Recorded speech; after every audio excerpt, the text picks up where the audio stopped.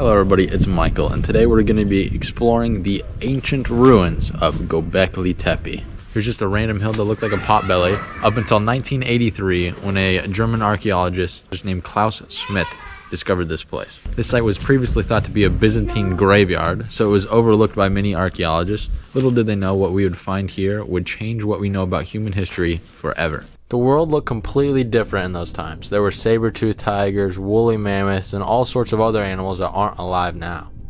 Including the landscape we are currently in was vastly different.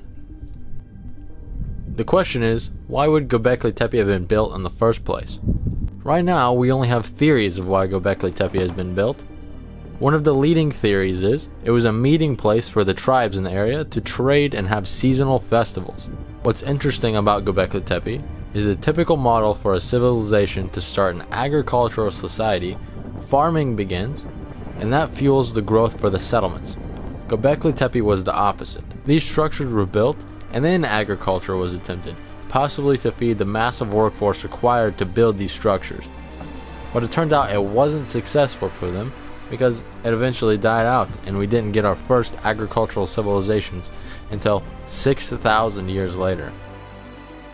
Many puzzling mysteries surrounding Göbekli Tepe. The central pillars and circular formations you see here were constructed first and date back to 11 to 12,000 years ago. As time went on, these structures were expanded on. However, each iteration after the first got continually worse and worse, to the point where they were almost unrecognizable from the original structure. Until 8,200 years ago, no more additions were added to Göbekli Tepe, and the site was abandoned and completely buried and never seen again until 1983. Even though this may have been an engineering feat of its time, it's possible the lack of record keeping is responsible for the architecture going backwards, or even environmental factors forcing the people to move to new areas to find food. One of the most fascinating things I have seen from Göbekli Tepe is the pillar with these carvings of some sort of bag. These carvings have been found in many other locations throughout the world.